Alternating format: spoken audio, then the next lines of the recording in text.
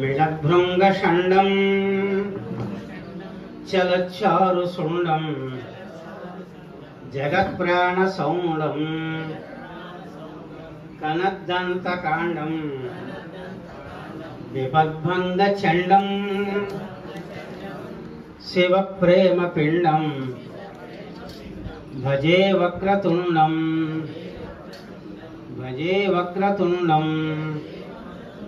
గడే రత్నభూషం తనో మంజువేషం करे ज्ञानशक्तिं दरस्वैरमास्ये कठिन्यस्तपाणिं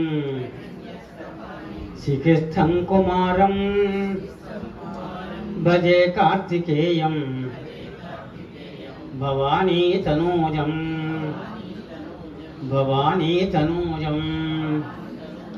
मणिद्वीपवासां रणत्काञ्चिदामां स्तुवत्कोटियोगीश्वरी वन्द्यमानां कोणत्किङ्किणी मञ्जू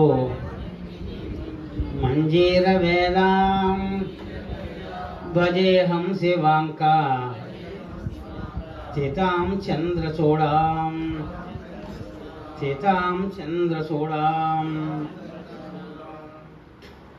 संजीवांक भवत्शरीरलतिका सामीप्यं कोरी नी सिंजानोद्भव विश्वमोहनकर श्रीरागमे प्राणमयीरंजिल्लन् सततंबु सेवलिडगा राखेन्दु बिंबास्य ओ राकेंदु बिंबास्य नी मंजीरमुन मुवनै मणियुनै मार्वोगेदन् श्रीधरी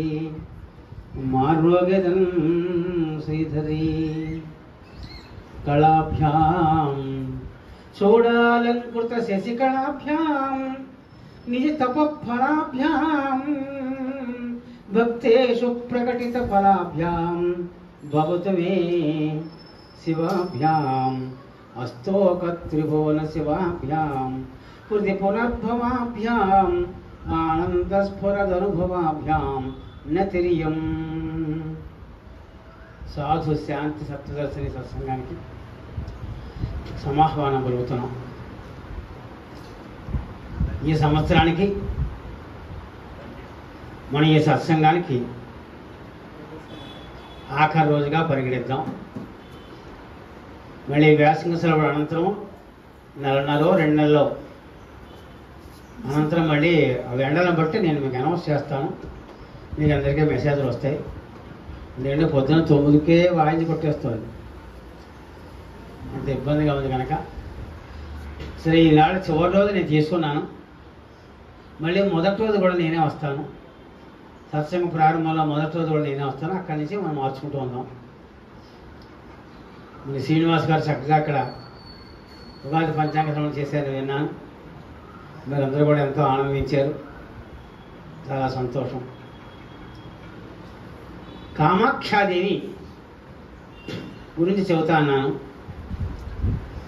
కామాఖ్య గురించి చెప్పడం అంటే నేను ఇంచుమించుగా ఒక 7-8-10 సంవత్సరాలుగా కామాఖ్య వెళ్ళాలి అని తపంతో ఉన్నాను. మా అన్నయ్య గారి అబ్బాయి అస్సాంలో ఉండేవాడు. వాడు చాలాసార్లు చెప్పాడు రాని. అలాగే అనుకున్నాను. 15 ఏళ్ళ క్రితం 20 ఏళ్ళ క్రితం వెళ్ళడం కుదరలేదు. సరే, మనం ఇంకా బలాత్కారంగా రామంగాన్ని గట్టిగా అంటే మొత్తం మీద 6 బయలుదేరి వెళ్ళాం. ప్రయాణమే చాలా విచిత్రకరమైన ప్రయాణం. కష్టమైంది ప్రయాణం. సులభంగా వెళ్ళాలంటే ఒప్పుకుంటే హైదరాబాద్ నుంచి హాయిగా గౌహతికి ఫ్లైట్ ఉంది. 1.5-2 గంటలు వెళ్ళిపోతాం. మేమేం చేసామంటే ఇక్కడ నుండి భువనేశ్వర్ ట్రైన్ వెళ్ళిపోయాం. ఆ భువనేశ్వర్ నుండి ఫ్లైట్ తీసుకున్నాం. అక్కడ మధ్యాహ్నం 12 ఆ ప్రాంతంలో దిగాం. ఆ సాయంకాలం దిగాం. సాయంకాలం ఈ భువనేశ్వర్లో మధ్యాహ్నం 12 గంటలకు ఎక్కాం, 1 గంటలకు ఎక్కాం. గౌహతి వెళ్ళేప్పటికి సాయంకాలం 4 అయింది. అంటే ఫ్లైట్ లేట్ అయింది, రావడమే లేట్ అయింది. అక్కడి నుంచి మాకు ఎక్కలంక రామం గారని ఏసీ కార్లు బుక్ చేసేసి ఉంచారు. ఏసీ రూములు కేవలం సౌత్ ఇండియన్ మీల్. ఆ హోటల్ సాగర్ హోటల్ అని, ఎక్కువ ఖరీదే నిజానికి, సుఖపడాలి కదా వెళ్ళాం. అసలు ఎవరు ఈ కామాక్ష? చిత్రమైన పేరు కూడా. మనకి దేవీ పురాణాల్లో అనేక గాథలు ఉన్నాయి. యోనిరూపాతో కామాక్ష అని ఒక స్టేట్మెంట్ ఉంది. ఆ ప్రాంతం మన ప్రాంతంలాగా అభివృద్ధి చెందిన ప్రాంతం కాదు, కొంచెం వెనకబడిన ప్రాంతం, కానీ చాలా మహత్తరమైన పీఠం అది. ఒక ఉపాసనా పీఠం, ఒక తాంత్రిక పీఠం అది. అక్కడ వ్యక్తులు కూడా చాలా చిత్రంగా ఉంటారు, చాలా చిత్రంగా ఉంటారు.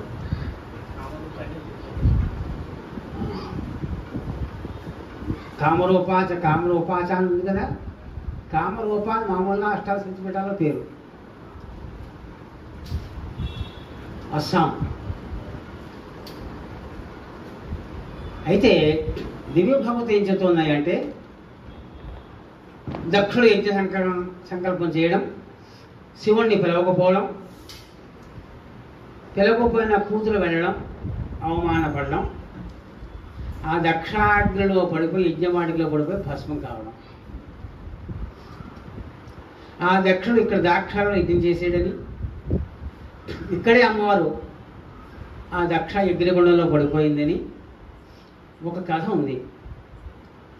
ఒక ప్రసిద్ధమైన కథలు ఆ ప్రాంతీయ భేదాలతో మా వాళ్ళు ఇక్కడే జరిగింది అంటూ ఉంటారు. సరే, ఎక్కడ జరిగినా సతీదేవి, శివుడు మొదటి భార్య సతీదేవి ఆ అగ్నిగుండంలో మాత్రం తన ప్రాణాలు త్యాగం చేసుకుంది. త్యాగం చేసుకున్న తర్వాత భస్మ అయిపోతుంది కదా, అంతే కదా. మరి దేహం ఎక్కడిది? దేహం లేదు. అయితే భస్మ అయిపోయిందని ఒక కల్పన చెబుతోంది. ఇది ప్రతి కల్పనలో జరుగుతూ ఉంటుంది. ఆ భస్మం తర్వాత పెద్ద తుఫాను వచ్చిందని, ఆ తుఫాను కొట్టుకుపోయి, ఆ తుఫానుకి ఆ యజ్ఞగుండంలో ఉన్న ధూళి కూడా కొట్టుకుపోయి ఒక పెద్ద ఎడారి భూమిలో వెళ్ళిపోయిందని, కొట్టుకెళ్ళిందని, అక్కడ పెద్ద రెల్లువనం ఉందని, ఆ రెల్లువనంలో అమ్మవారి తాలూకు భస్మదేహము ఇంకిపోయిందని, ఆ రెల్లువనంలోంచే కుమారస్వామి పుట్టాడు, శరవణభవుడు అయ్యాడు. ఇది ఒక కథ, ఒక కల్పనలో కథ. కుమారస్వామి పుట్టడానికి చెప్పిన కథలో త్రిపుర రహస్యం మాట చదువుతోంది. శివపార్వతులు తపస్సు చేసుకుంటూ అప్పుడు బయట విహారానికి వస్తూ ఉంటారు. కింద కుర్రాడు, 6 ఏళ్ల కుర్రాడు, బాలుడు, మిసమిసలాడిపోతున్న సౌందర్యం, అలా నిత్యం కఠోరమైన తపస్సు చేస్తున్నాడు. 6 ఏళ్ల కుర్రాడికి తపస్సు ఏమిటండి, ఆడుకునే వయసులో. ఆ కుర్రాడిని చూడండి తపస్సు చేస్తున్నాడు. వెళ్ళి కనిపించండి, ఏం కావాలో ఇచ్చారండి అని అమ్మవారు. అంటే ఏ కల్పనలో కథ తీసుకున్నా మనకి మూల విఘాతం లేకుండా, ఒక దుష్ట బోధ లేకుండా ఉంటే మాత్రం ఏ కల్పనలో కథ తీసుకోవచ్చు. అలాగా శివుడిని పంపించింది. నువ్వు కూడా రా అన్నాడు. అక్కడికి వెళ్ళండి అంది. వెళ్ళాడు. శివుడు కిందకంట వెళ్ళాడు. నాయన కుమార, ఆయన పేరు సనత్ కుమారుడు వారు. వీళ్ళు నలుగురు, సనక, సనంద, సనత్ కుమారక, సదాతన, మొత్తం నలుగురు వీళ్ళు. ఆ సనత్ కుమారుల వారు తపస్సులో ఉన్నారు, విశ్వసాడిపోతున్న ఆ సౌందర్యం. నాయనా కుమారా, నేను వచ్చాను, ఏం కావాలో కోరుకోవన్నాడు. కళ్ళు తెరవలేదు. నిన్నయ్య అమ్మవారు పంపించింది నీ కష్టం తీర్చమని నేను వచ్చాను, కళ్ళు తెరనాయన అన్నాడు. శివుడు లాంటి వాడు వస్తే మరి కళ్ళు తెరవకపోతే బాగోదు కదా. తెరిచి మహానుభావ జగత్పత నమస్కారం అన్నాడు. నీకేం కావాలో వరం వద్దామని వచ్చానయ్యా, కుర్రవాడి నిష్ఠాగరిష్టమైన తపస్సు చేస్తున్నావు. అక్కడ చెప్పాడు ఉమా పార్వతికి, వాళ్ళకి మన వరాలు అక్కర్లేదు, వాళ్ళు సదాతనులు, నిత్య యవ్వనులు, నిత్య తపోనిష్ట గరిష్ఠులు, మనం వెళ్ళక్కర్లేదు పార్వతి అని చెప్పాడు. అక్కడికి అక్కర్లేదు, వెళ్ళండి అని. ఏం కనుక్కోవడం తప్పలేదండి. ఏ వరం కావాలో కోరుకోవా, పార్వతి పంపించింది, సతి వెళ్ళిపోయింది కదా, పార్వతి పంపించింది అన్నాడు. అవునా మహానుభావ, మీకు నమస్కారం, మీకే ఏదైనా వరం కావస్తూ కోరుకోండి అన్నాడు. మర్చిపోలేదు. అఖిలాండుడు బ్రహ్మాండ ఇక్కడ తపస్సు యోగీశ్వరేశ్వరుడా, ఆ పరమేశ్వరుడు కళ్ళ దగ్గరికి వస్తే నాకు మీ ఇచ్చే వరం అక్కర్లేదు, మీకే ఏదైనా వరం కావస్తూ కోరుకోండి అన్నాడు. అన్నైపోయాడు ఈశ్వరుడు. చిరునవ్వు నవ్వుకున్నాడు. తనకు కావాల్సింది అదే. అలా అంటాడు. తెలుసు, నీ సర్వజ్ఞుడు కదండి, మనుషులకు మనపురుషుడు చదవడైనా మహానుభావుడు తెలుసును. అయితే అమ్మవారు మాత్రం చదవదు, ఆవిడికి తెలుసును. ప్రపంచం నడవాలి, ప్రపంచం నడక కోసం వాళ్ళు అజ్ఞానులుగా ప్రవర్తిస్తారు తప్ప అజ్ఞానులు కాదు, సర్వజ్ఞులు వాడు. అమ్మవారికి తెలుసును, ఈశ్వరుడికి తెలుసును ఈ పరిస్థితి. శిరుడో నవ్వుకున్నాడు. తతో మే పుత్రత్వం, నాకు పుత్రుడు కావయ్యా అన్నాడు. మే పుత్రత్వం భవా అన్నాడు. ఇది నాకు పుత్రుడిగా పుట్టు అన్నాడు. తథాస్తు అన్నాడు. ఈశ్వరుడు లాంటి వాడు, తంత్రజ్ఞుడు, సర్వజ్ఞుడు. ఎవరైనా భార్యాభర్తలు మా పిల్లాడు అనాలి, మా ఆవనాలి, మా ఇల్లు అనాలి. నా ఇల్లు ఎంత నువ్వు కట్టుకున్నా నా ఇల్లు అనకూడదు, అంటే మీ ఆవిడ లేకుండా పోతుంది అర్థం. మా అబ్బాయి అనాలి, నా కొడుకు అంటారు కొంతమంది దుర్మార్గులు, చాలా తప్పుడు మాట. నా కొడుకు అంటే ఇంకో లేకుండా పోవని అర్థం, అంతే కదా. నాకు మాత్రమే కొడుకుగా ఉండిపో అంటే అవి లేకుండా పోను కదా అర్థం దానికి. ఇది అమంగళకరమైన వచనాలు. కొన్ని చోట్ల బహువచనాలు వాడి తీరాలి, అయితే ఒక చోట వాడకూడదు, కానీ అక్కడ మనం వాడుతున్నాం. మా ఆవిడ అంటాం, చూసారా. ఎక్కడ వాడకూడదు అక్కడ వాడుతున్నాం, ఎక్కడ వాడాలో అక్కడ వాడటం లేదు. మా నాన్నగారు అనాలి, నా నాన్న అనకూడదు. నువ్వు ఒంటిగడిపోయినా సరే, నీకు మరో సంతానం లేకపోయినా సరే, ఆయనకి ఇచ్చే గౌరవం అది. నువ్వు ఇంకా అభివృద్ధి పొందడం, నీకు ఇంకా తోడు నీడా కావాలని కోరుకోవడం దాని తత్వం. ఇటువంటి శివుడికి తెలియదా? భార్యాభర్తలు ఏ పని చేసినా, ఏ ఒక్కరు చేసినా ఎదురుగా వెళ్ళొద్దు, మర్చిపోకండి. భార్యాభర్తలో ఎవరు ఏ ఒక్క కోరికనా ఇద్దరికి చెంది తీరాలి. ఆ మూడు ముళ్ళ బంధం అదే. ధర్మేచ, అర్థేచ, కామేచ. ఈ మూడింటిలోనూ ఒకళ్ళని అతిక్రమించి ఇంకొకళ్ళు ఉండడానికి వీల్లేదు. ఏమండి ఈవేళ ఏం కూర వండుకుందామని అడగాలి, పోనీ ఈ కూర వండుకుందాం ఏమిటే అని ఆయన చెప్పాలి. అంతే తప్ప ఈయన ఆజ్యం వేయకూడదు, ఆవిడ నా ఇష్టం వచ్చి వండుతానని ఆవిడ అనకూడదు. కలిపే ఉండాలి.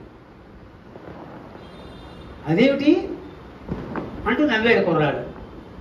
అదేమిటి అని తదాస్తు అన్నాడు చిరునవ్వుతోటి. అప్పుడు అర్థమైంది, అదే రే రే ఎంత పొరపాటు చేశాను. అలా కాదయ్యా, ఎందుకంటే మే అన్నాడు. మమ మే అవయోహ అస్మాకం నహ. ఆవయోహ అని అడగాలి, మా ఇద్దరికి కుమారుడు కావాలని అడగాలి. కానీ నాకు కుమారుడు పోయి అన్నాడు. అంటే ఆవిడకు పుట్టకూడదనే అర్థం దానికి. చూసారా, ఇలా అమంగళాలు మనకు తెలియకుండా వచ్చేస్తూ ఉంటాయి. తదాస్తు అన్నాడు. నేను ఆవిడకు పుట్టను, నీకే పుడతాను అన్నాడు.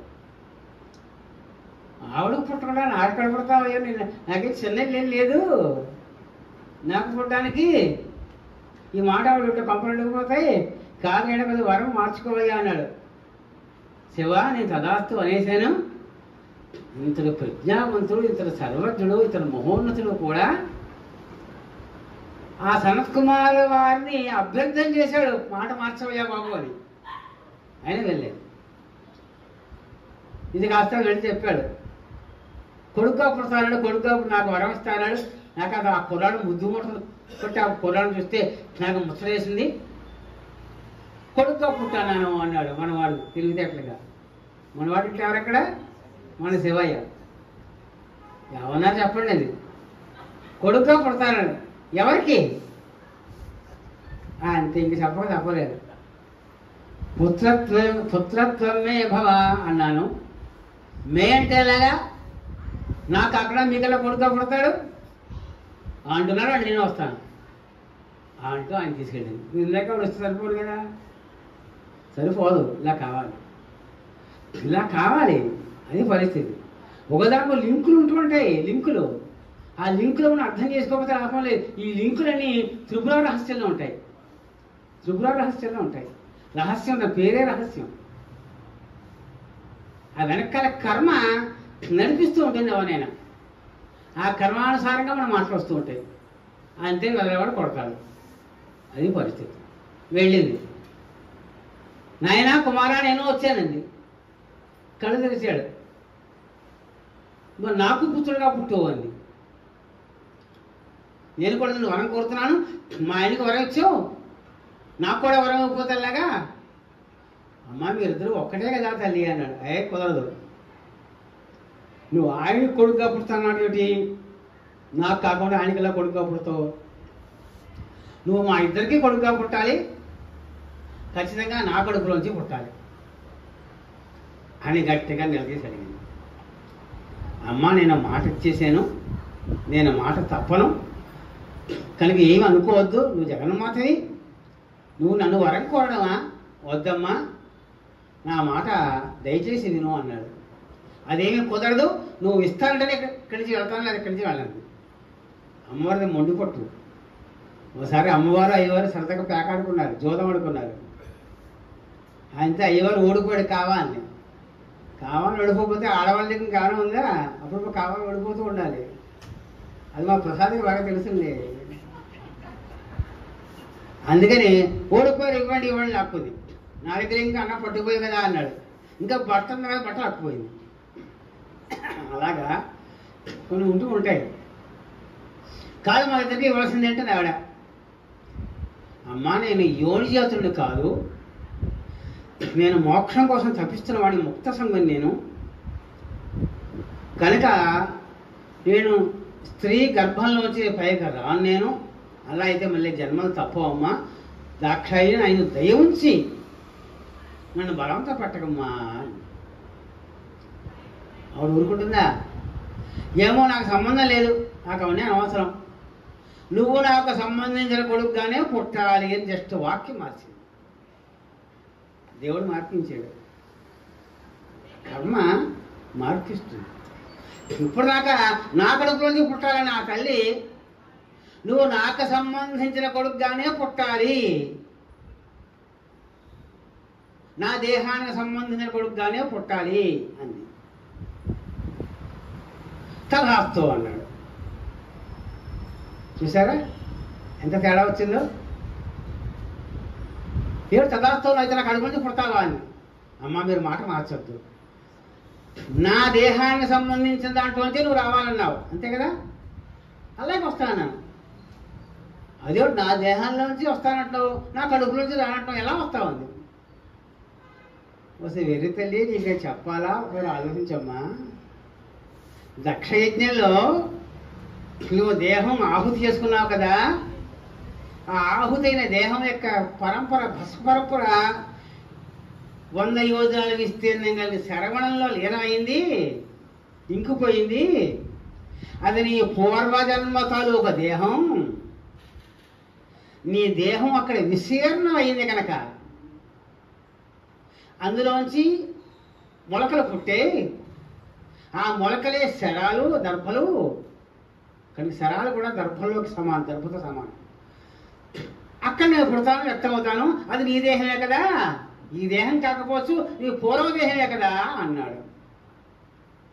సమస్య తీరింది కదా. అలాగా అఘటన ఘటనా చాతుర్యం ఆ పరబ్రహ్మకు ఉంటుంది. వీళ్ళు కూడా అందుకు అనుకూలంగా మాట్లాడుతూ ఉంటారు. మాట అనిపిస్తుంది, పరబ్రహ్మ మాట అనిపిస్తుంది. అది ఎప్పుడు దాకా నా కడుపులోంచి పుట్టాలి, నా కడుపులోంచి పుట్టాలని ఈవిడ నా దేహానికి సంబంధించే నువ్వు బయటికి రావాలి. ఎందుకండి? ఇందుకోసం. ఇప్పుడు ఏమైంది? ఆ కథ గుర్తుంది కదా. అందుకోసం ఈ భస్మం అంతా కూడా అక్కడ విస్తీర్ణం అయ్యింది. 100 యోజన 800 మైళ్ళు విస్తీర్ణం గల పెద్ద శరవణం. ఆ శరవణంలో కుమారస్వామి తర్వాత ఒక కథ వేరు. ఎంతవరకు తీసుకోవాలి అంటే, ఒక కల్పంలో అమ్మవారి దేహం ఇలా విస్తీర్ణమైంది అని చెప్పడం వరకు తీసుకోండి ఇక్కడ ప్రస్తుతానికి. మిగతా సుబ్రహ్మణ్య చరిత్రలు మీరు చదివి ఉంటారు, అందులో ఇచ్చాను నేను. ఇది ఒకటి. ఇంకా రెండో కథ ఏమిటయ్యా అంటే, ఇంకో కల్పంలో అన్ని కల్పనలు ఒకేలా జరగవు. సేమ్ నిన్నట్లాగే వాళ్ళు ప్రవర్తించవు. క్రితం సంవత్సరం పుట్టినరోజు కాశీలో చేసుకున్నావు అనుకో, ఈ సంవత్సరం రాజమండ్రిలో చేసుకుంటావు. నువ్వు పుట్టినరోజు చేసుకోవచ్చు, లేదా ఇతర ఆటంకం చేసుకోకపోవచ్చు కూడా. కానీ చక్రం ఇది, చక్రం నా గిర్రం తిరుగుతూ ఉంటుంది. మళ్ళీ ఇక్కడికి అలా రావాల్సిందే. ఆ సందర్భంలో మళ్ళీ ఒక కల్పంలో దక్ష ప్రజాపతి యజ్ఞం చేశాడు. మళ్ళీ సేమ్ రిపిటేషన్. మనకి దేవుడి దయ వల్ల క్రితం జన్మలో గుర్తుండకుండా సరిపోతుంది, కానీ గుర్తుంటే చచ్చి ఊరుకుంటాం. మనం నిత్యం జీవిస్తూ చస్తూ ఉంటాం. క్రితం జన్మ తాలూకు రహస్యం నీకు చెప్పామనుకో, నీకు దివ్యదృష్టి ఇచ్చామనుకో, క్రితం జన్మలో ఏ ఎనుపోతుకో పుట్టేవనుకో, ఏ కుక్కో పుట్టేవనుకో, ఏ గాడిదకో పుట్టేవనుకో, ఆ గాడిద ఎలా వెళుతూ ఉంటుంది. ఆ గాడిద ఎవరో కొడుతూ ఉంటాడు, అయ్యో అమ్మ అమ్మ అమ్మ అమ్మ అని పరిగెట్టుకెళ్తూ ఉంటావు. ఎన్ని వేల జన్మలు ఎత్తావో నీకేం తెలుసును? నీకు భగవంతుడు ఎంత ఉపకారం చేస్తున్నాడో తెలుసునండి. నీకు మందమరుపు పెట్టి వెనకటి జన్మల తాలూకు జ్ఞాపకశక్తి లేకుండా చేసి గొప్ప ఉపకారం చేశాడు. ఎన్ని వేల లక్షల కోట్ల జన్మలు ఎత్తి ఈ జన్మకు వచ్చామో. ఈ మానవ జన్మ సామాన్యం కాదు, ఎంతో అదృష్టం చేసుకుంటేనే మానవ జన్మ. ఇక్కడి నుంచే మోక్షం పొందే అవకాశాలు ఉన్నాయి.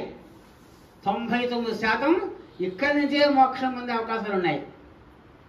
అదేమిటి? శ్రీకాళహస్తి కథ ఉంది కదా, ఆ పాము, సాలిపురుగు, ఏనుగు ఆ జన్మలోనే మోక్షం పొందే కదా. ఎక్కడో రేరు సంఘటనలు 99% ఉన్నా, 1% కొడుకులు జరుగుతూ ఉంటాయి. పరమాత్మ యొక్క సేవ జంతు కళేపుల్లో ఉన్న జంతు ఉపాధిలో ఉన్నా కూడా మనకి ఆ దైవభక్తి కలుగుతుంది. ఒక పంది శివలింగానికి 100 ప్రదక్షిణాలు చేయడం మనకి వీడియో చూసాం, గుర్తుందా? వాట్సాప్లో చూసాం, చాలామంది పెట్టారు. ఒక పంది ఒకటి, ఆ పందికి అందరూ ధూపదీప పెట్టడం మొదలెట్టారు, మహాభక్తురాలని. ఇలాగా క్రితం జన్మ తాలూకు వాసనలు కొన్ని మర్చిపోకుండా ఉంటాయి దేవుడికి. సాధారణంగా మర్చిపోతాం, మర్చిపోవడం మన అదృష్టం. ఆ సమయంలో మళ్ళీ యజ్ఞం చేశాడు. మళ్ళీ యజ్ఞాన్ని శివుడు పిలవలేదు. ఈ బుద్ధి ఎంతవరకు మందకిస్తుంది అంటే, మనది సామాన్యమైన అజ్ఞానం కాదు. మనది మన అజ్ఞానం పర్వతాయమానమైన అజ్ఞానం. మనది దాన్ని తరగడం మాట్లా శక్తి కాదది. మళ్ళీ దక్షుడు, మళ్ళీ నిరీశ్వరయాగం. నిరీశ్వరయాగం మొత్తం దేవతలను నిలిపించాడు, ఈశ్వరుని తప్ప. ఈసారి మళ్ళీ అమ్మవారు వెళ్ళింది. అమ్మవారు వెళితే అగ్నిలో పడితే ఆ అగ్నిహోత్రుడు ఆరిపోయాడు, కానీ చైతన్యం పోయింది. అమ్మవారి చైతన్యం లీనమైపోయింది, కానీ బాడీ ఉండిపోయింది, దేహం ఉండిపోయింది. ఇది కాస్త శివపరమాత్మ తెలిసింది, వీరభద్రుని గమనించాడు, దక్షయజ్ఞ నాశనం అయింది. పరుగు పరుగు వెళ్ళాడు శివపరమాత్మ. ఆ సతీదేహాన్ని పట్టుకున్నాడు, కౌలించి ఏడు చేస్తున్నాడు. భుజమే పట్టుకుని ఏడు చేస్తున్నాడు, బుర్రోని ఏడు చేస్తున్నాడు. రుద్రత్వాత్ రుద్ర అన్నారు, రోదనత్వాత్ రుద్ర. ప్రళయ భీకరంగా ఆ వేళ ఆయన ఏడుచిన ఏడుపు అన్ని లోకాల గడగలు నడిపోయాక.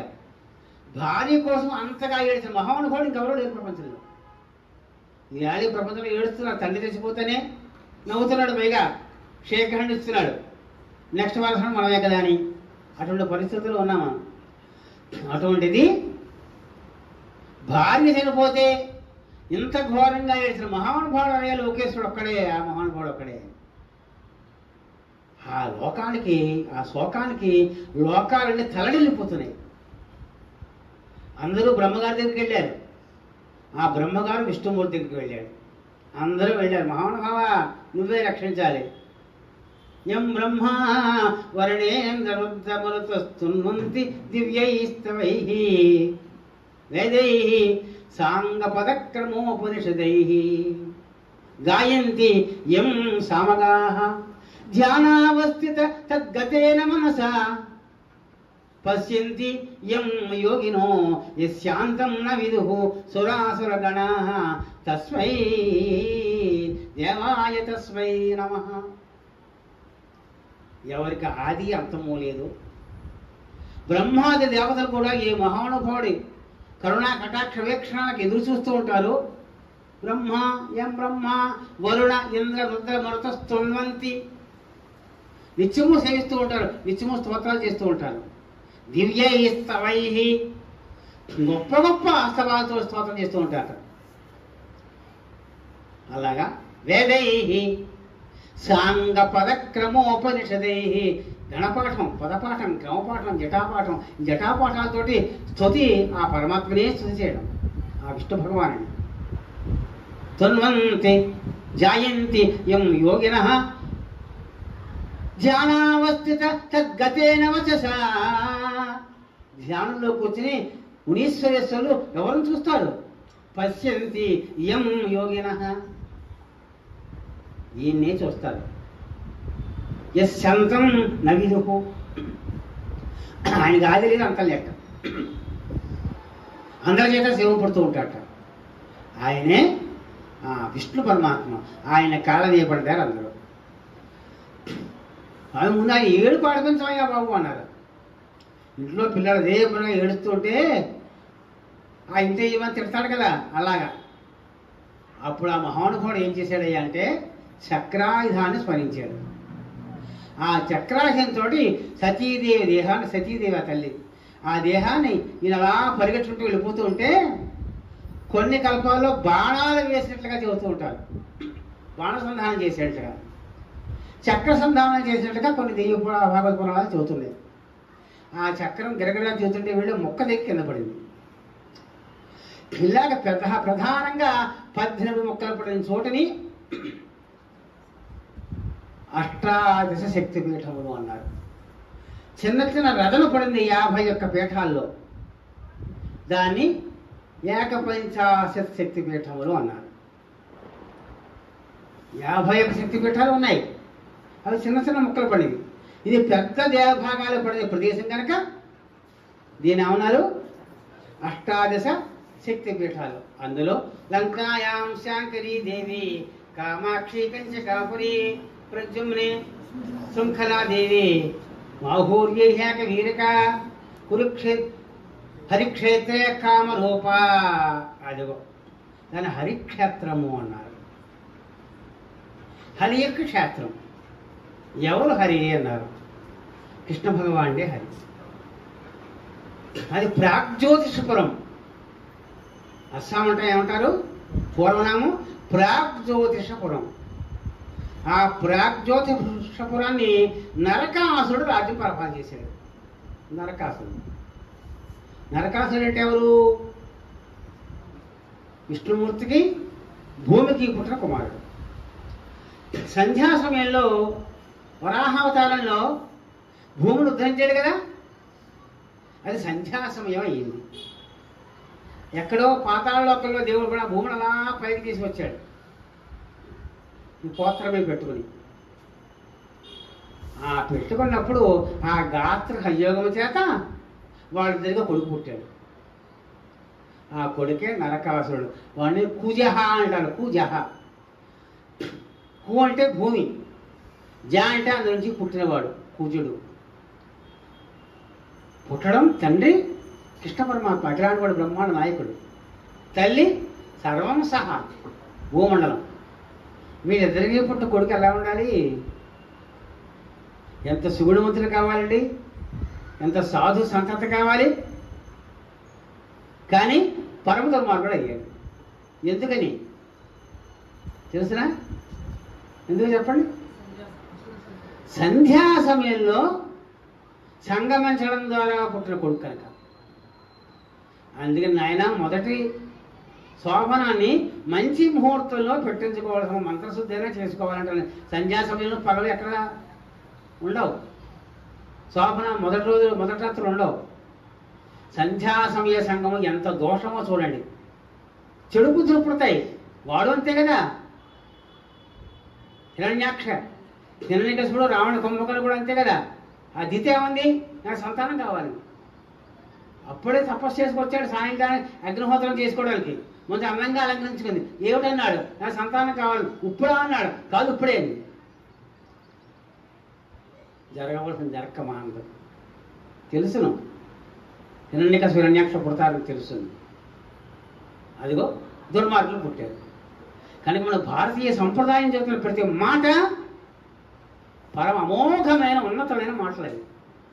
ఏ సంప్రదాయాన్ని మనం ఖచ్చితంగా తగ్గించడానికి వీలు లేదు.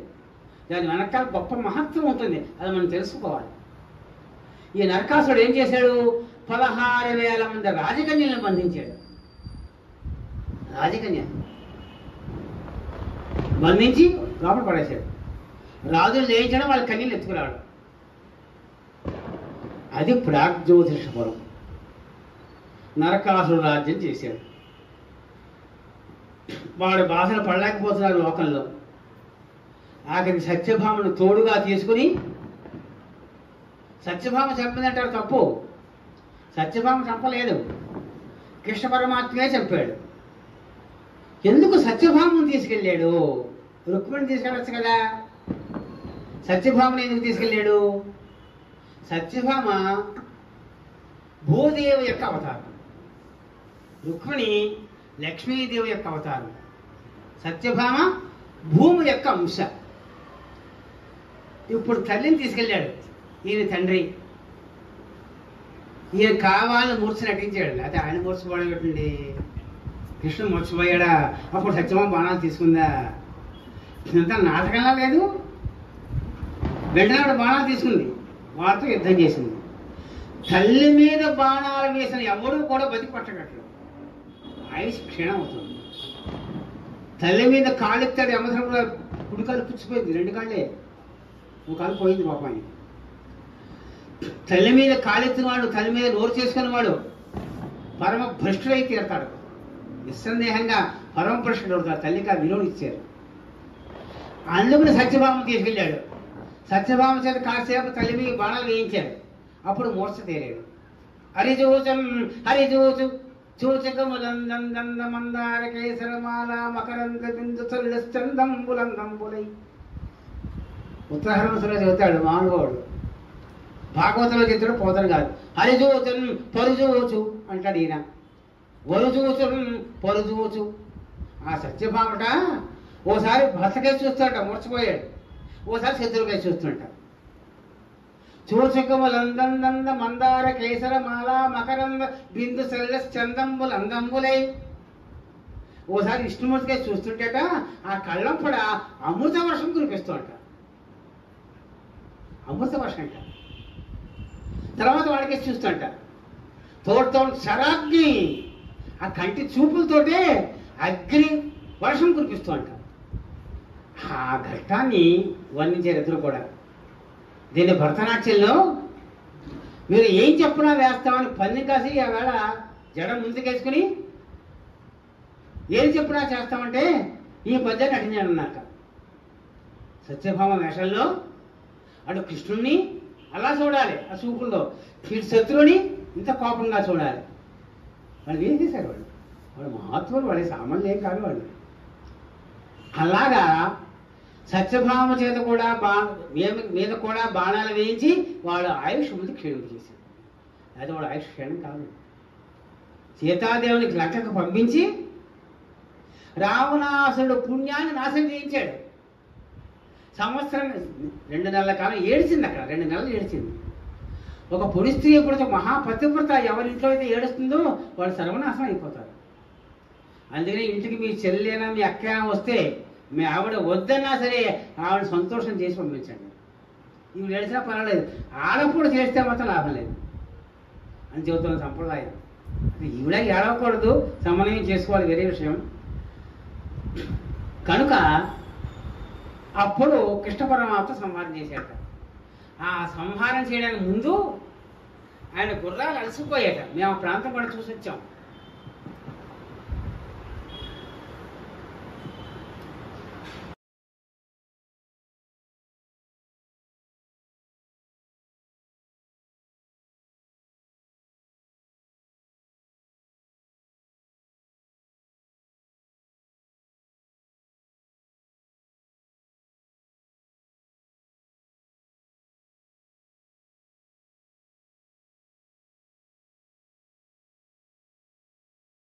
నీళ్లు తాగించి వాళ్ళు అలసట పోగొట్టాక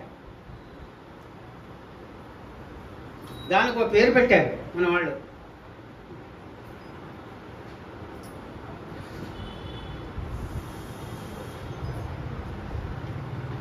అశ్వక్లాంత దాని పేరు. మేము వ్యాన్ చేసాం, అన్నాడు తిరిగాం. అశ్వక్లాంత. అశ్వాలు గుర్రాలు క్లాంతాలు అయిపోయే కనుక, అలసిపోయే కనుక అక్కడికి వాళ్ళు సేవ తీర్చి మన్నాడు వెళ్ళి వాళ్ళని సంహారం చేసేట. కనుక అశ్వక్లాంత అని ఆ ప్రదేశానికి పేరు. ఆ వెళ్ళి అతను సంహారం చేశాడు. ఎప్పుడైతే శత్రువుని సంహారం చేసి గెలుచుకున్నామో ఆ క్షేత్రం మనకి వచ్చేస్తుంది. అప్పటి నుంచి హరిక్షేత్రం అయిపోయింది. ఆ హరిక్షేత్రంలో హరిక్షేత్రే కామరూప అన్న శక్తిపీఠం. అది కామరూప అంటే కామనను కోరికను తీర్చే రూపం అని అర్థం. కామ అంటే మన్మధుడు. మన్మధునికి కూడా, మన్మధుని యొక్క సైన్యానికి కూడా కోరికలు తీర్చే పీఠం అంటారు అది. కానీ కామరూప అసలు పేరు, శాస్త్రీయ పేరు. కామాఖ్య అన్నారు. కామ అంటే కోరికలు, ఎవరు ఏ కోరికలు కోరుకున్నా తీరుస్తుంది అని పీఠం అది. అదిగో ఆ పీఠమే కామాఖ్య పీఠం. అందుకనే దాని మీద ఒక శ్లోకం చెప్పడం జరిగింది అక్కడ అమ్మవారి దగ్గర. ప్రాగ్జ్యోతిష్యే విశిష్టే నరక నృపతిన పాలితే గోహితాఖ్యే శ్రద్ధరావర్తము అంటారు దీన్ని. ప్రాగ్జ్యోతిష్యే విశిష్టే, విశిష్టమైన ప్రాగ్జ్యోతిషపురం అస్సాం. నరక నృపతిన పాలితే గోహితాఖ్యే. అది గోహితం. ఎక్కడ కృష్ణ పరమాత్మ అడుగు పెడతాడో అక్కడ ఆవులు హాయిగా సమృద్ధిగా ఉంటాయి. ఆ పచ్చికలు తినడానికి గోవులకి నీలాచల పర్వతం ఉంది. అక్కడ నిండా పచ్చిక, గోవులు వృద్ధి పొందుతాయి. ఇక్కడ గోవర్ధన దగ్గర ఒకటి, అక్కడ ఒకటి. అది గోహితం, గోవులకి హితమైన ప్రదేశం. ఇది కాస్త 50 వేల కర్మకారి అందరి నోట్లోనూ పడి గౌహత్ అయిపోయింది. గౌహతి. గౌహతి అంటే ఏంటో తెలిసిన, గోవుని చంపిన ప్రదేశం అర్థం వస్తుంది. గోహితం ఎక్కడ, గౌహతి ఎక్కడ? గౌ అంటే సరే ఆవు, హతి అంటే చచ్చిపోయిన ప్రదేశం ఉంటుంది. తప్పు కదా. అందుకని గోహితాఖ్యే మీరు గుర్తుపెట్టుకోండి. నీలాగే నీలపర్వతం. అది నీలంగా అంటే పచ్చికతో నిండుగా ఉంటుంది, నల్లగా ఉంటుంది. పర్వతం నల్లగా ఉందంటే అర్థం ఏంటో తెలిసిన, దాని నిండా చెట్లు, చక్క తీగలు, లతలు, పచ్చిక బయళ్ళు బోళ్ళు ఉంటాయి కనుక దాన్ని నీలాగం అన్నారు. సస్యశ్యామలంగా ఉందిట. నీలాగే తంత్రపీఠే, అది అక్కడ ఉంది రహస్యం. సాధారణంగా అమ్మవారు మంత్రం చేత, తంత్రం చేత, యంత్రం చేత ఉపాసన పడుతూ ఉంటుంది. మంత్రోపాసన సర్వశ్రేయోదాయకం, అది మనందరం చేస్తున్నాం దాక్షిణాత్యాచారం ప్రకారం. యంత్రోపాసన కూడా ముఖ్యం దాక్షిణాత్యాచారమే. తంత్రోపాసన వామాచారం, అది తంత్రపీఠం. అక్కడ అనేక జంతువుల ప్రతి చాలా చంచల గుళ్ళు ఉన్నాయా, ప్రతి చిన్న గుడికి కూడా మధ్యశాల ఉంది. ఏమి 2 రాళ్ళు ఉంటాయి, ఆ రాళ్ళకి మధ్యలో ఒక ఇనప సువ్వ ఉంటుంది. ఆ సువ్వ మెత్తగా ఉండి దాన్ని ఏర్పాటు చేశారు. దాని మీద మేక తలకాయ పెట్టేస్తారు, పట్టని వేస్తారు, అది నైవేద్యం పెట్టేస్తారు. అక్కడ ప్రసాదంలో కలిపి పెడతారు కూడా చాలామంది. అక్కడ ప్రసాదం తినడానికి చాలామంది భయపడతారు. నెక్స్ట్ అదే వేరే వండుతారులేండి, దానికి వేరే శాల ఉంది, దాన్ని వేరే వండుతారు. అదే తంత్రపీఠం అంటే తంత్రం అంటే మనం పని చేసుకోవడం కోసం మంత్రం ఉపయోగించుకోవచ్చు, తంత్రం ఉపయోగించుకోవచ్చు. మీకు గ్రహస్థితి బాగోలేదు అనుకోండి, శని దోషంగా ఉన్నాడు, శనికి మంత్రం చేయించుకుంటారు. మంత్రంతో పాటుగా నల్ల నువ్వులు దానం చేయిస్తారు, ఇది తంత్రం.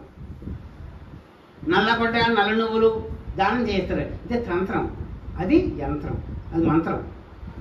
ఇది అక్కడ యంత్రం మీద బీజాక్షరాలు పెట్టి పూజ చేస్తూ ఉంటారు. మనం చేసే మేరు కానీ శ్రీచక్రం కానీ యంత్రం కనుక యంత్ర తంత్ర మంత్ర ఈ 3 కూడా అమ్మవారికి సేవనీయమైన ఉపాసనీయమైన ఆచారాలు. అందులో మంత్ర యంత్ర పీఠాలు దాక్షిణాత్యుల ఆచారాలు, అంటే మన ఆచారాలు. అక్కడ తంత్రపీఠ ఆచారం, అక్కడ మద్యం కూడా నైవేద్యం పెడతారు అంటారు. నేను చూడలేదు కానీ అనడం మాత్రం ప్రసిద్ధంగా ఉంది. సరే, జంతు బలులు ఉన్నాయి, బాహాటంగానే ఉన్నాయి. అక్కడ ప్రభుత్వం ఏం చేయలేదు, అది నియమం అక్కడది, తంత్రపీఠం అది. అందుకని తంత్రపీఠే నీలాగే తంత్రపీఠే రహస్య విలసితాం.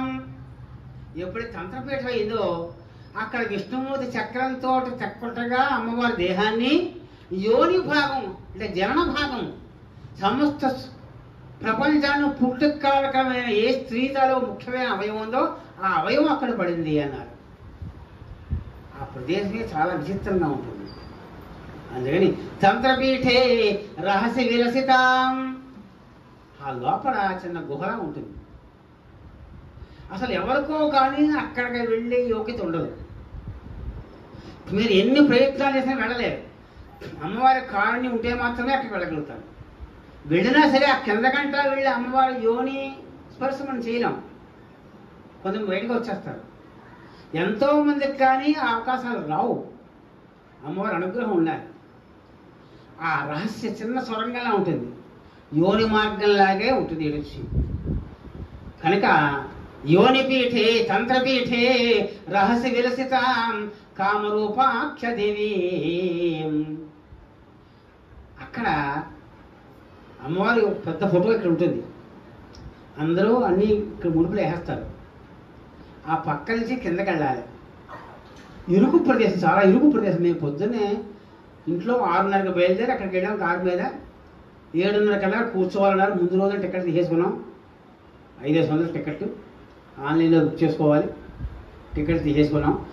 7:30 కూర్చుంటే 8ంటికి వాడు వచ్చి ఆఫీస్ ఓపెన్ చేసి మా కళ్ళు ఫోటోలు తీసుకుని అప్పుడు టికెట్లు ఇస్తాడు. లేకపోతే టికెట్లు కూడా బ్లాక్ టికెట్లు అమ్మేసుకునే పద్ధతులు ఉన్నాయి కదా వాళ్ళు, అది లేకుండా స్ట్రిక్ట్గా ఉంటారు అక్కడ. ప్రతి వ్యక్తి దర్శనం చేసే ప్రతి వ్యక్తి ఫోటో అక్కడ ఉండవలసింది. కళ్ళు పాపల్ని ఫోటో తీస్తారు అక్కడ. అలా వెళ్ళిన తర్వాత ఒక లైన్లో కూర్చోబెట్టాడు మరి, పెద్ద లైన్.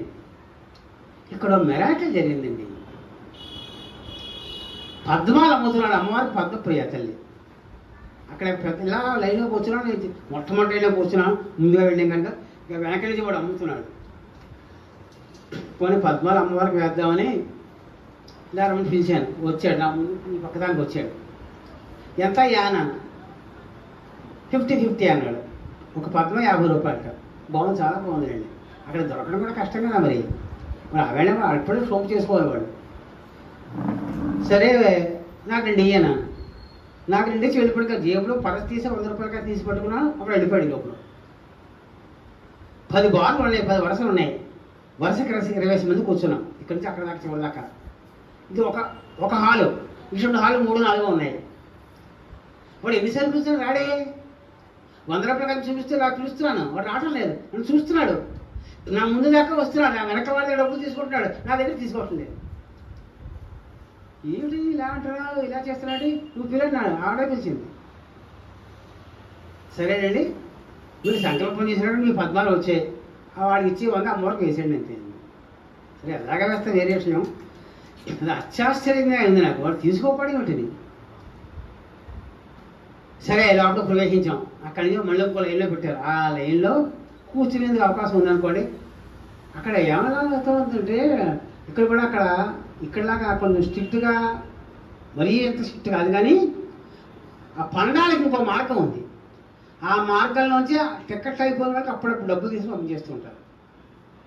వాళ్ళకి 1000 రూపాయలు ఇస్తే వాళ్ళు దర్శనం చేసి గంటలు తీసుకొచ్చేస్తారు. వాళ్ళు మనకు అది తెలియదు, ఎవరో చెప్పారు కానీ ఎందుకు మన దొంగ మార్గం ఎందుకని మనం ఇచ్చింది ప్రతిదీ అమ్మవారికి వెళ్ళాలని ఇలా వెళ్ళాం. 2 గంటల సేపు లైన్లో కూర్చున్నాం, మొత్తం అలా వచ్చేస్తుంటే మరి లైన్ అప్పటికలుగుతుంది, ఎవరో ఇక్కడికి అక్కడ అక్కడికే ఉంది. మొత్తం మీద లోపలికి ఎంటర్ అయ్యేవండి, క్రిక్కిరిసిపోతాం, ఇంకో లైన్లోంచి పంపించేస్తారు, ఆ పండాలు తీసుకొచ్చేస్తున్నారు. అక్కడ పెద్ద దేవి యొక్క బొమ్మ ఉంది, ఇదే కామాక్షి అని చెప్పి దండం పెట్టుకు వెళ్ళిపోతున్నారు. ఆ లోపల ప్రతిమ ఉండదు, ఆ ప్రతిమ ఇక్కడ పెట్టాము, దీన్ని దర్శనం చేసుకోండి, మీ మొక్కుబడి ఇక్కడ వేసేసుకోండి, లోపలికి దర్శనం చేసుకోండి చెప్పారు. కొంతమంది చేసుకున్నారు, కొంతమంది అలాగే మళ్ళీ దర్శనం చేసుకుని ఈ 2 పద్మాలు అమ్మవారి పాదాలను వేసి ఇక్కడే ప్రతి ఒక్క పాదాలను వేసి కిందకి దిగాము. కిందకి ఎలా ఉంటుంది తెలుసా, మనిషి పట్టడు, ఓ మనిషితో వెళ్తే ఇంకో మనిషి ఆడడం కష్టం. కిందకింటా దిగాలి, 10 మెట్లు ఉంటాయి. ఆ కిందకింటా దిగితే కింద బ్రహ్మపుత్ర అనేది నీళ్ళు వస్తాయి. ఇక్కడికి రాతి ప్రదేశం, ఆ రాతి ప్రదేశం మీదుగా అమ్మవారి యోని ఆకారంగా రాయి ఉంటుంది. ఆ రాతి మీద నీళ్ళు ఉంటాయి. ఆ ముద్ర మీద పూలేసి కప్పేస్తారు, వాడు చూడండి, ఎవరు పూలేసి కప్పేస్తారు. తీసి చూపించాలంటే చూపించరు, మరీ పెద్దవాళ్ళు వస్తే చూపిస్తారో తెలియదు. కానీ నువ్వు ముట్టుకోండి అన్నాడు, ముట్టుకొని ఆ నీళ్ళు ఎత్తిమీ తెలుపుకుని ఆ నీళ్ళు నోట్లో వేసి తాగండి అన్నాడు, తాగాం. ఇది కామాఖ్యాది మొట్టమొదటి. ఏ శక్తి పీఠంలోనైనా 3 శక్తులు ఉంటాయి. ఐం హ్రీం శ్రీం అన్నట్లుగా 3 శక్తులు ఉండి తీరవలసిందే. వైష్ణోదేవి వెళ్ళాం కదా, అక్కడ ముందు లక్ష్మి ఉంటుంది, తర్వాత గౌరీ, తర్వాత సరస్వతి ఉంటారు. కామాఖ్య వెళ్ళాం కదా, ముందు కామాఖ్యాదేవి ఉంటుంది, తర్వాత లక్ష్మి, తర్వాత సరస్వతి. అదే సరస్వతి పీఠానికి వెళ్ళండి, అక్కడ సరస్వతి ఉంటుంది, తర్వాత 2 పీఠాలు ఉంటాయి. అంటే దానికి అర్థం ఏమిటి, ఈ 3 ఒకటే సుమా, ఈ 3 ఒకటే సుమా అని చెప్పడం దాని తాత్పర్యం. ఆ 3 పీఠాల దగ్గర పిక్కిరిసిపోయి ఉంటే కలరు చీకటి మయం. మామూలు దీపాలు ఎలక్ట్రికల్ దీపాలు పెట్టక్కడ పెట్టకూడదు, నూనె దీపాలు పెడతారు, అక్కడ జ్యోతి వెలుగుతుంది. కానీ అంతమంది నీడలు పడుతూ ఉంటాయి కదా, అక్కడ జ్యోతులు ఆ రూమ్లో సరిగ్గా కనిపించదు. అలాగే మొత్తం మీద డేకి నీళ్లు పుచ్చుకొని నెత్తి మీద చేసుకున్నాం. అదిగో యోనిరో వాణీ లక్ష్మీ సమేతాం, వాణీ లక్ష్మీ సమేతాం అఘకుల విలయాం. అఘకుల పాపాలు పొగుడుతుంది ఆ తల్లి. యోని రూపాం అరూపాం. ఎక్కడైనా సాధారణంగా అమ్మవారి యొక్క ప్రతిబింబం ఉంటుంది, శిలా విగ్రహం, మరే విగ్రహం ఉంటుంది, కానీ రూపం లేదు, యోని రూపమే, అది నిర్గుణం. యోని రూపాం అరూపాం ప్రారబ్ధఘ్నాం. అక్కడికి వెళ్ళి ఆ తల్లి నమస్కారం చేసిన ఆ తల్లి నీళ్ళు లక్ష్మి చదువుకుంటే ఖచ్చితంగా ప్రారబ్ధకరం నశించి తీరతాయి, నశించి తీరతాయి. లేకపోతే నువ్వు ఎన్ని పుణ్యాలు చేసుకున్నా ప్రారబ్ధకరములు ఉంటే నువ్వు సుఖపడదు. ప్రారబ్ధకరములు ఖచ్చితంగా నశించాలి అంటే అనుభవించి తీరాలి. అనుభవించకుండా కూడా అనుభవించేలా చేసేస్తుంది ఆ తల్లి కామాఖ్యాదేవి ఆ దర్శనం చేత, ఆ స్పర్శ చేత. అందుకని యోని రూపాం అరూపాం ప్రారబ్ధఘ్నాం శృతిఢ్యాం అథ కుల విలయాం యోని రూపాం అరూపం. బాబు ఈ కూర్చే వెనక్కి. యోని రూపాం అరూపాం శృతిఢ్యాం పరసవ మహిషీం శ్రీధరీం త్వాం నమామి. పరసవ మహిషీం శ్రీధరీం త్వాం నమామి. అమ్మా ఓ శ్రీధరీ స్వరూపురాలా, ఓ కామాఖ్యాదేవి అని ఆ తల్లి మీద చెప్పిన శ్లోకం. దీన్ని ఫేస్బుక్లో పెట్టడం చాలామంది ఎంతో ఆనందించారు. ఇది అమ్మవారి తాలూకా లోపల ఉన్న పీఠం తాలూకు రహస్యం. అయితే ఆ లోపలికి ఎవరు వెళ్ళలేరు. ఖచ్చితంగా మీకు ఈ జన్మలో అదృష్టం ఉంటేనే వెళ్తారు, ఏ సందేహం లేదు. అయితే ఇంకో మెరాకిల్ కూడా చెప్పేస్తాను నేను, ఇంకా మధ్యలోకి చెప్పి చాలా ఉన్నాయి. అక్కడి నుంచి మధ్యాహ్నం మాకు 2ంటికి ఫ్లైట్, మళ్ళీ గోహతి నుంచి భువనేశ్వర్. రాత్రి 9:50కి భువనేశ్వర్లో ట్రైన్ ఎక్కాలి. కోరమండలం చేయించుకున్నాం. పొద్దున ఇక్కడ 8కి దిగాలి. ఇక్కడ మా ఫ్లైట్ 2 గంటలు లేట్ అయింది. మేము ఎట్టి పరిస్థితుల్లో 6ంటికి వెళ్ళిపోతాం. ఎంత 2ంటికైనా 4ంటికి బయలుదేరింది, వెళ్ళాం. చిత్రం ఏమిటంటే 5 అయింది, కుంభవృష్టి వర్షం. భువనేశ్వర్లో కుంభవృష్టి వర్షం. ఫ్లైట్ ల్యాండ్ అవ్వడం లేదు. అరగంట సేపు చక్కలు కొట్టాడు. మాకు అందరికీ అనుమానాలు వచ్చి ఏమిటి ఇలాగ వచ్చింది, రైట్లు కనబడుతున్నాయి, వాన దింపడం లేదు వాడు. అప్పుడు అనౌన్స్ చేశాడు, ఇక్కడ ల్యాండింగ్కి అవకాశం లేదు, ఒకవేళ బలాత్కారంగా ల్యాండింగ్ చేస్తే ప్రమాదాలు కూడా జరగవచ్చు, కనుక కలకత్తా వెళ్ళిపోతుంది ఫ్లైట్ అన్నాడు. కలకత్తా వెళ్ళాక వాన తగ్గాక ఫ్లైట్ బయలుదేరుతుంది. మాకు కోరమడం జరుగుతుంది అంతే. అందులో హళ్ళిపోయాం. కలకత్తా వెళ్ళిన తర్వాత తగ్గిపోతుంది, వెంటనే బయలుదేరుతా ఉన్నాడు. వెంటనే ఎక్కడ బయలుదేరుతాడు, ఫ్లూయిలు కొట్టించేవారు కదా వాడు. మాకందరికీ అక్కడ డిన్నర్ ఏర్పాటు చేశాడు. వాడు డిన్నర్ అంటే వాడు పెద్ద ఇది ఇస్తాడు, కేక్ లాంటిది ఇస్తాడు, ఏవో కాఫీ ఏదో ఇస్తాడు, ఏదో ఇంచు రొట్టె ముక్క పెడతాడు, ఒక బిస్కెట్ ఇస్తాడు. అదే చాలు కదా. మరి 4 గంటలకు ఎక్కాం. వాడు 7:30 అయినా కదలడు, 8 అయినా కదలడు, 9 అయిపోయింది కదలలే. మాకు 10ంటికి ఫ్లైటు, 9:50కి ఫ్లైటు. అప్పుడు 9ంటికి కదిలాడు. 40 నిమిషాలు పడుతుంది కలకత్తా నుంచి అక్కడికి వెళ్ళాలి. వాన తగ్గింది, ఇంటిమేషన్ వచ్చింది, తగ్గింది వాన. అక్కడ దిగేటప్పుడు మీరు చెబుతా నవ్వులు 9:10 అయిందండి. అక్కడ చూశాను. అంటే ముందు దండం పెట్టుకున్నాం, అమ్మ తల్లి నువ్వని. ఎందుకంటే నాకు మొన్నటి సంవత్సరాలు ఇక్కడికి వెళ్ళాలి, గుంటూరు వెళ్ళాలి. గుంటూరు ప్రయాణం నాకు, అది పరిస్థితి. వాళ్ళకి ఎప్పుడు 2 నెలల క్రితం మాట ఇచ్చాను వస్తానని. అందరం ఫోన్లో అప్సెట్ అయిపోతాయి కదా. రాత్రి ఏం చేయాలి, భువనేశ్వర్లో ఫ్లైట్ ట్రైన్ వెళ్ళిపోతే ఏం చేయాలి, ఇది అందరూ బాధ. ఏమీ వెళ్ళిపోదో మనకు ఉంటుంది అండి. ఎందుకైనా మంచి చూశానండి, ట్రైన్ యాప్ చూస్తే 1.5 లీటర్ ఉంది. 1.5 లీటర్ ఉన్నా అప్పటికప్పుడు 10 అయిపోయింది. ఇంచుమంది బయటకు వచ్చినప్పటికి. అప్పుడు ట్యాక్సీ అందరం 2 పెద్ద కార్ కోసం వ్యాన్ కోసం చూసాం, అందరం పట్టాలి కదా. అక్కడికి వెళ్ళేప్పటికి ఇంచుమంది 11 అయిపోయింది. లోపలికి వెళ్ళేప్పటికి చాలా దూరం ఉంది, 11 అయిపోయింది. మళ్ళీ యాప్ చూస్తే 11 అయినా అక్కడికి ఎక్కడో చివరి దాకా వెళ్ళాలి. ఇంకో అరగంట అది పట్టేస్తుంది. ఎక్కడ అప్పుడు కూడా ఎక్కలేం. సరిగ్గా మాకు ఎక్కడానికి సమయం వచ్చినందుగా ఇంకో అరగంట లేట్ అయింది. మొత్తం మీద 2 గంటలు లేట్ చేశాడు. ఆ వేళ 8వ తారీఖు నాడు పొద్దున్న కోరమండల ఎక్స్ప్రెస్ రాజమండ్రిలో 2 గంటలు లేటుగా వచ్చింది. గుర్తుపెట్టుకోండి, 2 గంటలు లేటుగా వచ్చింది. మా కోసం అమ్మవారు చేయించేది అన్నమాట ఆ పని. నిశ్చయంగాను అమ్మవారిని నమ్ముకుంటే, అమ్మ నీదే భారం అంటే ఎన్ని కష్టాలు పెడుతుంది, కాదు తీసేస్తుంది. ప్రారంభం అనుభవం చేసేస్తుంది. మా ప్రారంభం అక్కడితో అయిపోయిందంటే నేను కష్టపడాలి. చక్కలు కొట్టించింది, వెనక్కి పంపించింది, హాయిగా బోర్నింగ్ పెట్టించింది, మళ్ళీ తప్పించింది, హాయిగా పంపించింది. సరిగ్గా దిగాం, 5 నిమిషాలు కాకుండా ట్రైన్ వచ్చింది. హాయిగా కూర్చున్నాం, పడుకున్నాం.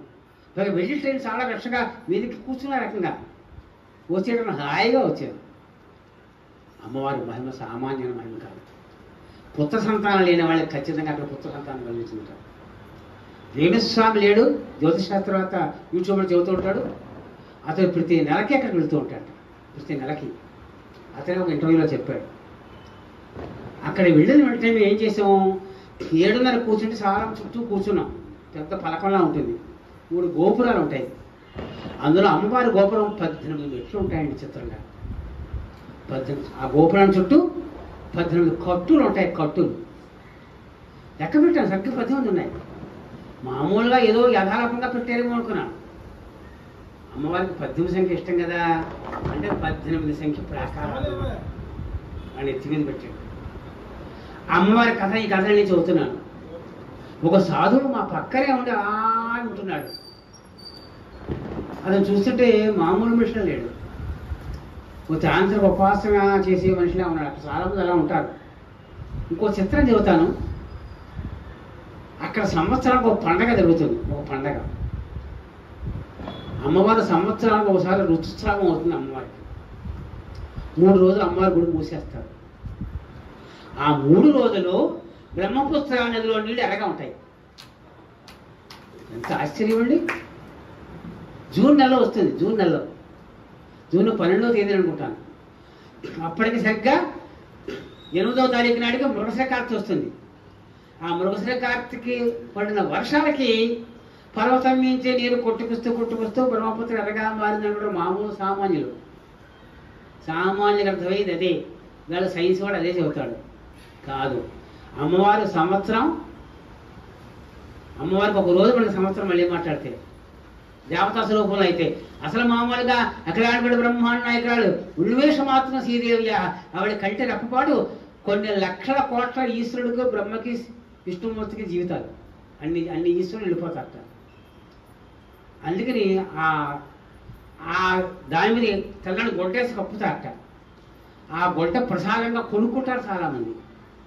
అసలు ఎట్టి పురుషం అసహించుకోకూడదు. అక్కడ పరమ పవిత్రంగా చూసుకోవాలి. తల్లి మన తల్లి అంతే, మన అమ్మ. ఇది ప్రత్యక్ష నిదర్శనం. దీన్ని టెస్ట్ చేయాలని చాలామంది వైజ్ఞాన శాస్త్రవేత్తలు వచ్చాక ఆ వచ్చిన వాళ్ళందరూ భయపడి పారిపోయాక. ఎవరు మాత్రం లోపల కానిస్తారు. అక్కడ వాళ్ళు మన వాళ్ళ కాదు, అక్కడ ప్రభుత్వాన్ని సరే ఎదిరించి సత్తా ఉన్నవాళ్ళు. అక్కడ బీజేపీ నడుస్తుంది వేరే విషయం అనుకోండి, ఎదిరించి సత్తా ఉన్నవాళ్ళు అక్కడ. అంతటిది ఆ యూనిపీఠం అని. అక్కడ ప్రసాదాలు ఇతరులు ఉంటాయి, మామూలు ప్రసాద వితరణలు కూడా ఉంటాయి, ఏ సందేహం లేదు. ఆ బరువు ఆ పక్కనే ఇంకో అది కూడా చూసాం. అక్కడే కాళభైరవుని చూసాం. ఆ పర్వతం మీద చాలా దేవతామూర్తులు ఉన్నాయి.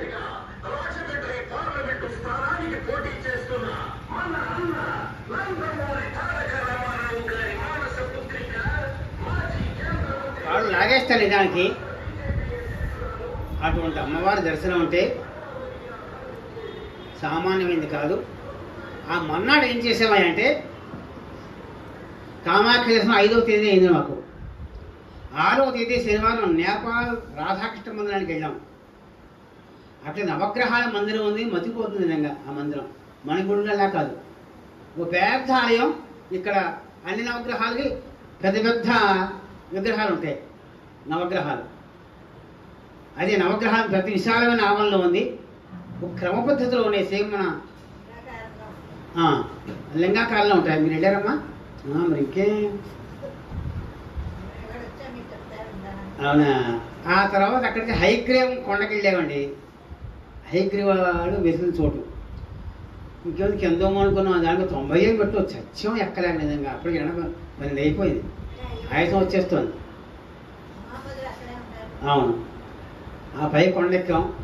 అక్కడ హైగ్రీవ స్వామి దర్శనం చేసుకున్నాం. మళ్ళీ కొండ దిగాం. దానికి 90 మెట్లు ఉన్నాయి.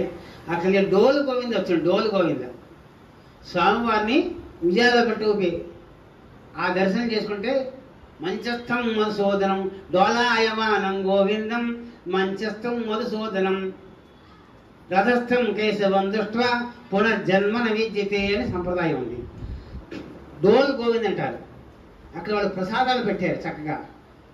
ఆ ప్రసాద సేకరణ చేసుకున్నాం. సరే, అక్కడి నుంచి హజోలో, డోలు గోవింద హజోలో అంటారు దాన్ని. ఆ తర్వాత అశ్వక్రాంతికి వెళ్ళాం. ఈ ప్రదేశాలని చూసాం. కామాఖ్య దర్శనం చేసుకున్న సాయంకాలమే శివానందని పడవ మీద వెళ్ళాం. అమ్మో, ఆ మెట్లు ఎన్నో మెట్లు అనుకున్నాం, కానీ ఆ మెట్లు ఎక్కడం చాలా కష్టం. చాలా కష్టపడ్డాం. ఆయాసం వచ్చేసింది. ఇంత ఎత్తు మెట్లు అక్కడ ఎక్కడము 6.5 ఎత్తు మెట్లు ఉన్నాయి. మామూలు చిన్న చిన్న మెట్లు అయితే ఏమో దారి వేరు. కొంతమంది ఎక్కలేక పడవలో కూర్చుండిపోయారు. మేము ఎక్కి వెళ్ళాం. అది శివానంద స్వామి తాలూకు. అక్కడ దేవతలు కిందకంటే ఉంటారు. మెట్లు దిగి కిందకి దిగి దర్శనం చేసుకోవాల్సిందే. ఇలా చిత్రంగా అన్నీ చూసేసాం కారు పెట్టుకుని. ఇంకా 7వ తారీఖు మా ప్రయాణం. కానీ శుక్రేశ్వర స్వామి దర్శనం చేసుకోలేదు. అరే శుక్రేశ్వర దర్శనం చేసుకోలేదు, చాలా బాధపడ్డాం. అది అలా వెళ్ళాలి, అది ఇప్పుడు టైం అయిపోయి మూసేస్తారన్నాడు మా కారు వాడు. అందుకని 6వ తారీఖు వెళ్ళడం కుదరలేదు. 7వ తారీఖు బ్రహ్మపుత్ర నది స్థానానికి వెళ్దాం అనుకున్నాం. సరే ఆటోపై వెళ్ళాం బ్రహ్మపుత్ర నదికి. ఇక్కడ స్నానం చేస్తే కుదరదండి, ఒక్కోరు బాగోదు, ఇక్కడ 2 మీద తీసుకుని మా కోసం ఒక ఆయన వచ్చాడు. ఎక్కడి నుంచి వచ్చాడో తెలియదు. ఆయన తీసుకుని అక్కడ స్నానం చేసి మా స్నానం వాళ్ళ చేతిలో పాల తప్పేలా ఉంది, ఆ తప్పేలా ఇచ్చాడు స్నానం చేయమని. పాపం తీసుకొస్తే ఇదే శుక్రేశ్వర స్వామి ఆలయం అన్నాడు. మర్చిపోదండి, తొలినాడు ఏ శుక్రేశ్వరం దర్శనం చేసుకోలేదని బాధపడ్డాము, ఇదే శుక్రేశ్వరం ఆలయం కాస్త లోపల దర్శనం చేసుకోవచ్చని వెళ్ళిపోయాడు. ఆ తడి బట్టలతో శుక్రేశ్వరం దర్శనం చేసుకున్నాం. ఇక్కడ పెద్ద లింగం శుక్రేశ్వర స్వామి అంటే అక్కడ భక్తి అండి. మనం అంటే మన పాలు మనమే చేద్దాం అనుకుంటామా? ఇంత డ్రమ్ములతో పాలు తెస్తున్నారు, మన అందరికీ ఇచ్చి మనచే చేస్తున్నారు వాళ్ళు. మనం చేయడం కాదు, పక్క వాడికి చేయించాలి. ఆ సౌహార్దం అక్కడ కనపడింది. వాళ్ళు పువ్వులు తెచ్చారు, పువ్వులైనా తెచ్చుకోలేదు అనుకున్నాం. వాళ్ళు పువ్వులు మా చేతి వేయించుకున్నారు, వాళ్ళు పత్రిచ్చి మా చేతి వేయించున్నారు. ప్రతి ఒక్కళ్ళు ఒక శివలింగాన్ని ముట్టుకుంటారు, ఆ శివలింగాన్ని తలకాన్ని కొట్టుకుంటారు. పరమభక్తి ఊగిపోతూ ఉంటారు. పరమభక్తి శివభక్తికి ఇంకా మించిన స్థానం, అది గొప్ప స్థానం అది. ఆ విధంగా మొత్తం పరిపూర్ణంగా శుక్రేశ్వర స్వామి దర్శనం కూడా చేసుకున్నాం. సరే హాయిగా మేము సౌత్ ఇండియన్ హోటల్లో పెట్టుకున్నాం కదా. వాడికి ఏం చేసేవాళ్ళం, పొద్దునే మాకు ఇదిగో ఈ వంకాయ కూర వండు, మాకు ఈ చారు పెట్టు, ఈ సాంబారు పెట్టు. వాళ్ళ కూర వాళ్ళ వ్యవహారాలు వేరు. వాడు వంకాయ కూర వండి మనకు రుచి రాదు. మనకు రుచి వచ్చేలాగా వాడికి ఉపదేశం చేసి 2 పూట్ల కూడా రాత్రి టిఫిన్ తినేవాళ్ళం. అలా వండించి తిన్నాను చక్కగా. వాడి చేతి బిల్లు బాగా వేశాడు, వేరే విషయం. కానీ ఆ రూమ్కే 4,000 రోజుకి 3900. సరే తెలిసిన వాళ్ళతో రెండే కనుక 500 600 రిపీట్ ఇచ్చాడు. 3 రోజులు చేసుకున్నాము, 3200 చెప్పాను మొత్తం మీద. ఏసీ రూమ్ హాయి, అయితే ఏసీ రూమ్ లేక ఉండదన్నమాట. అంత హాయిగా గడిపాం. ఆ వచ్చేటప్పుడు ఈ మెరాకిల్ జరిగింది నిజంగా. కామాఖ్య కనుక మీరు ఎన్ని ప్రయాణాలు వేసుకుంటారో కామాఖ్య వేసుకోండి. కానీ పైకి చూస్తే మాత్రం అట్టహాసాలు ఉండవు, అట్టహాసం ఉండదు. అక్కడ ఆడవాళ్ళు కూడా ఊగిపోతూ ఉంటారు కొంతమంది ఆడవాళ్ళు. అక్కడ ఋషీశ్వరులు చెప్పారు కదా, తాంత్రికులు సంవత్సరానికి 3 రోజులు మాత్రం బయటకు వస్తారు వాళ్ళు. ఈ 3 రోజులు బ్రహ్మపుత్రంలో స్నానం చేసి వెళ్తారు వాళ్ళు. అప్పటిదాకా ఎక్కడ ఉంటారో తెలియదు, ఏ పర్వత గుహలో ఉంటారో తపస్సు చేసుకుంటారో తెలియదు. ఆ సమయాన్ని మాత్రం ఆ 3 రోజులు వచ్చి స్నానం చేసి వెళ్తారు. జూన్ 12వ తారీఖు నాడు ఆ 3 రోజులు వస్తాం. కిటకిట్టాడిపోతారు, దర్శనాలు ఉండవు, కానీ జనాలు కిటకిట్టాడిపోతూ ఉంటారు. బ్రహ్మాండంగా బలు జరిగిపోతూ ఉంటాయి. అక్కడ అయ్యో చంపేస్తాడు మేక పిల్లని అన్నానికి వీల్లేదు. మేక తిరుగుతూ ఉంటాయి. నీకు మేక దొరకాలనుకో, నువ్వు దండం పెట్టుకున్నావు అనుకో, అక్కడ ఆలయంలో మేకలు చిన్నపిల్లలు తిరుగుతూ ఉంటాయి. ఒక మేకని సెలెక్ట్ చేసుకుని అక్కడ డబ్బులు కట్టేసి దేవస్థానానికి ఆ మేక నీవు మొక్కు తీర్చుకోవచ్చు. ఎన్ని సదుపాయాలు ఉన్నాయి అక్కడ. అందుకే నా తల్లి దర్శన భాగ్యము చిత్రాతి చిత్రం. ఈ 18 పీఠాలను ఆ పీఠ విచిత్రాతి విచిత్రుని పీఠం. అక్కడికి వెళ్ళి దండం పెట్టుకుంటే ఖచ్చితంగా కోరికలు నెరవేరుతాయి. అమ్మా వశిష్ఠాశ్రమం ఉంది. తర్వాత మేము భీమాశంకరం కూడా అక్కడ దగ్గరలో 20 కిలోమీటర్లు భీమాశంకరం ఉంది. ఇక్కడ భీమాశంకరం వేరు, ఇదే ద్వాదశ జ్యోతిర్లింగాలు భీమాశంకరం. అదే వాళ్ళు భీమాశంకరం అంటారు, ఇదే ద్వాదశ జ్యోతిర్లింగాల్లో ఉంటారు. సరే దానికని మనకి కాలనానికి వెళ్ళలేదు. అక్కడ చిత్రం ఏమిటంటే పెద్ద రాళ్ళ గుట్ట, పర్వతం నుంచి అలా సెలయేరు పడుతూ ఉంటుంది. ఆ సెలయేరు పిల్లకాలంలో ప్రవహిస్తూ ఉంటుంది. ఓ రాత్రికి పడుతూ ఉంటుంది.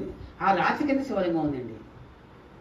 రాత్రి కింద ఆచ్ఛాదనలో అచ్చు శివలింగం ఉంది అక్కడ. ఆ శివలింగం దర్శనం చేసిన ఫోటోలు కూడా ఉన్నాయి, పెడతాను ఎప్పుడు. అందరూ హాయి ఫ్రీగా వెళ్ళచ్చు. అక్కడ ఏనుగులు వస్తూ ఉంటాయి. ఏమంటే 6 అయిపోయింది మీరు వెళ్తానంటారు, ఏనుగులు అడ్డంగా వస్తే ఏం చేస్తారంటే పర్వాలేదు ఏదో చూస్తాం, అసలు దర్శనం ఉండదన్నారు. పర్వాలేదు 5:30 అయిపోయింది, వెళ్ళేప్పుడు మీరు 6 అయిపోతుంది కదా అన్నారు. వెళ్ళాం, కంచెక్కడ పడుతుంటే వెళ్ళాం, దర్శనం జరిగింది. మామూలు ఓపెన్ ఏరియా, అక్కడ నీళ్లు స్రవిస్తూ ఉంటాయి. బ్రహ్మపుత్ర నది పర్వతం నుంచి వస్తూ ఉంటాయి. ఆ భీమాశంకర్ కూడా చాలా పరమ పవిత్రమైన ప్రదేశం. ఇలాగా గౌహతిగా మార్చేసిన మన దౌర్భాగ్యంలో అస్సాం స్టేట్లో ఆ తల్లి మహా గొప్ప శక్తిపీఠం వెలిసింది. ఆ శక్తిపీఠాన్ని తలుచుకున్న, అందుకనే మీరు రోజు ఈ సభలో అష్టాదశ శక్తిపీఠాలు పారాయణ చేయండి, కనీసం ఫలితం వస్తుంది ఈ సంధ్యా సమయంలో అని చెబుతూ ఉంటాను. మరి నాడపడి చేస్తే ఎవరికైనా కంఠస్థంగా వచ్చిందో లేదో తెలియదు, తప్పు లేకుండా వచ్చిందో తెలియదు, కానీ తప్పు లేకుండా చదవండి. మీ అందరికీ కూడా మాక 5 రోజులు పట్టింది. ఇక్కడి నుంచి 3వ తారీఖు సాయంకాలం బయలుదేరి 8వ తారీఖు పొద్దునకి వచ్చాం. 5 రోజులకి కావాలి అక్కడే వేసుకున్నాం. ఇంకా తినడానికి కాకుండా ఖాళీ అక్కడ చుట్టుపక్కల చూడడానికి వెళ్తే ఆ చుట్టుపక్కల చూసే అవకాశం ఉంటుంది కదా. అది ముందుగా బాగా బుక్ చేసుకుంటే 2 రోజులు పట్టేస్తుంది. గౌహతికి ట్రైన్ వెళ్తే గౌహతి ట్రైన్ అయితే 2 అంటే భువనేశ్వర్ నుంచి ట్రైన్. ఇప్పుడు విశాఖపట్నం కూడా వేస్తారు అంటున్నారు, మరి ఫ్లైట్ వేస్తారు అంటున్నారు. మరి విశాఖపట్నం కూడా డైరెక్ట్గా గౌహతికి ఉందో లేదో తెలియదు. ఉందా? రాజమండ్రి నుంచి ఉంది, కానీ 2 రోజులు పట్టేస్తుంది. ఈవేళ రాత్రి ఎక్కితే సాయంకాలం ఎక్కితే రేపు అల్లాపోయింది, ఎల్లుండి మధ్యాహ్నం 1 గంట ప్రాంతంలో వెళ్తాం. ఓపిక ఉంటే మాత్రం మాకు 5,000 పడింది ఫ్లైట్ టికెట్, ముందుగా చేసుకున్నాం కనుక.